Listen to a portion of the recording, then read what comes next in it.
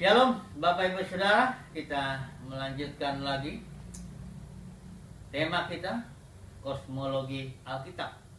Kali ini kita akan berbicara tentang kejatuhan manusia, kejatuhan Adam.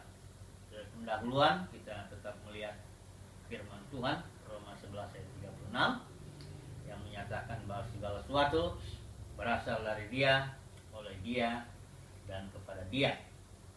Ada 3 poin yang kita ingin bahas pada session ini. Yang pertama berupa satu pertanyaan. Adakah sesuatu terjadi di alam semesta ini yang tidak direncanakan Tuhan? Ada banyak jawaban. Yang paling umum adalah bahwa ada terjadi sesuatu yang tidak direncanakan Tuhan, tetapi Tuhan sudah tahu. Sebagai contoh, Adam yang jatuh dalam dosa, itu tidak direncanakan Tuhan jatuh dalam dosa, walaupun Tuhan sudah tahu, karena Adam diberikan kehendak bebas, kata free will. Dan bahkan ada yang lebih jauh lagi menyatakan bahwa karena Adam jatuh, maka Tuhan melakukan tindakan emergensi, dalam arti merancang suatu rencana penebusan. Jadi pandangan-pandangan seperti ini mengurangi kemahakuasaan Tuhan. Karena firman Tuhan bilang, Wahyu 13 ayat 8, bahwa anak domba telah disembelih sebelum dunia dijadikan. Artinya sebelum ada Adam, bahkan dikatakan di sini anak domba telah disembelih. Artinya dalam Tuhan segala sesuatunya sudah dirancang, sudah dalam kehendak Tuhan, sudah dalam rencana Tuhan. Jadi dari ayat ini kita melihat bahwa kejatuhan Adam itu sebenarnya sudah dalam kehendak dan rencana Bapa. Memang tetap Adam bertanggung jawab, karena hubungan antara Tuhan dengan ciptaannya dengan manusia bukan seperti, saya analogikan seperti badut. Ada badut yang tangannya ya ada benang, semuanya kakinya ada benang, dan di atas ada yang mainkan. Badut ini tidak punya kehendak bebas. Badut ini pun tidak bertanggung jawab atas gerakan tangannya, karena semuanya diatur di atas. Bukan seperti itu Tuhan mengatur alam ciptaan ini. Barangkali lebih tepat kalau dikatakan Tuhan itu seperti sutradara. Dialah yang merancang skenario-nya, tetapi para aktor itu boleh bebas mengekspresikan dirinya, mengekspresikan perasaannya dalam kemampuan aktingnya dan sebagainya. Tetapi semuanya skenario sudah dirancang, sudah dibuat oleh sutradara itu atau pembuat film. Ini poin yang pertama, bahwa tidak ada sesuatu yang terjadi dalam semesta ini yang bukan rencana Bapa. Jadi semua sudah dirancang oleh Bapa. Bahkan penebusan pun telah dirancang sebelum Adam jatuh, sebelum Adam ada bahkan. Poin kedua, kita akan melihat dari Roma pasal 8 ayat 20 sampai 21. Ayat ini menyatakan bahwa kejatuhan manusia itu memang rancangan Bapa sendiri. Mari kita baca ayatnya. Roma pasal 8 ayat 20 sampai 21. Karena makhluk ciptaan telah ditundukkan kepada kesia-siaan. Perhatikan ini, ditundukkan kepada kesia-siaan itu artinya jatuh ke dalam alam maut, alam dosa. Perhatikan, bukan karena kehendaknya sendiri, tetapi karena kehendak Dia ini besar, yang telah menundukkannya atas dasar pengharapan.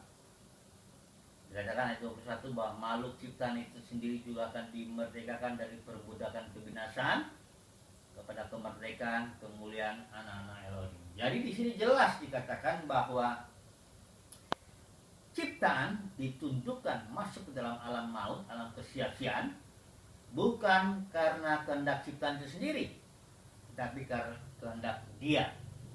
Dikatakan di sini Dia yang telah menundukkannya atas dasar pengharapan. Ayat ini jelas menyatakan bahwa kejatuhan Adam, kejatuhan ciptaan, kejatuhan manusia ke dalam alam maut, alam kesia-siaan, alam kebinasaan adalah karena kehendak Bapa. rancangan Bapa sendiri dengan suatu maksud tentunya. Ya, kalau dalam pengkhotbah dikatakan ini alam kesia-siaan. Ya, kita ciptaan untuk masuk ke dalam alam kesia-siaan. Kalau kita pengkhotbah istilahnya di bawah matahari atau di bawah langit. Itu istilah itu ada kurang lebih 52 kali yang menyatakan alam maut, alam kebinasaan. Pasal 7 pengkhotbah juga mengatakan bahwa Tuhanlah yang buat semua itu. Hari kemalangan, hari kemujuran. Dan pasal 8-nya dikatakan pengkhotbah mengaku bahwa dia tidak ada seorang pun yang tahu pekerjaan Tuhan, luar biasa. Apa maksudnya ini? Pasal 3 ayat 14 yang jelas dikatakan bahwa semuanya ini Tuhan kerjakan agar manusia takut akan Dia.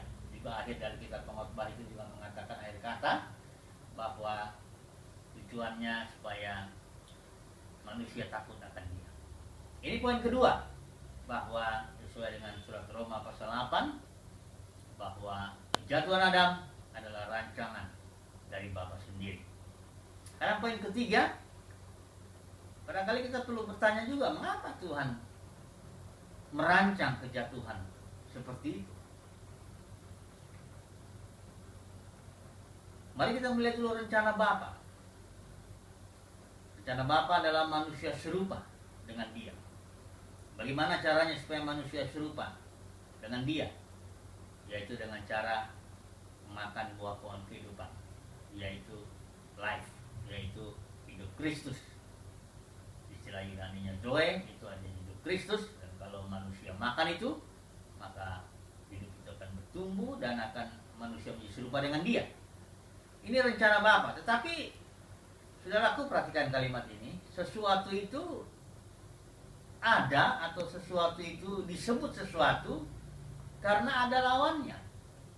Manis itu bisa disebut manis karena ada lawannya, pahit. Baik itu bisa disebut baik karena ada lawannya, jahat. Sehingga hidup Kristus ini perlu ada lawannya. Pohon kehidupan harus ada lawannya, pohon pengetahuan. Maka itu ada iblis yang mau berkuasa atas maut, supaya ada lawan maut itu adalah jenis kehidupan yang dikuasai oleh iblis. Sementara life ini jenis kehidupan yang dijalani oleh Kristus sendiri. Kita tidak bisa mengenal life kalau kita tidak pernah mengalami atau menjalani kehidupan maut ini. Jadi Bapa memang merancang supaya kita merasakan alam maut ini, agar kita bisa mengenal life ini. Sekali lagi, kalimatnya sesuatu itu ada atau disebut sesuatu karena ada lawannya. Jadi kita tidak bisa mengenal life, tidak bisa merasakan apa itu life kalau tidak ada maut ini. Itu sebabnya Bapa di sorga sendirilah yang merancang semuanya. Dialah sutradaranya. Membuat pohon kehidupan, ada juga pohon pengetahuan, yaitu pohon maut. Demikian poin ketiga, dan kesimpulannya adalah bahwa semua telah dirancang atau direncanakan olehnya. Termasuk kejatuhan Adam.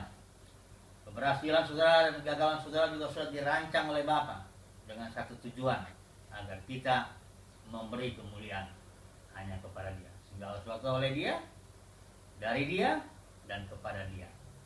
Amin.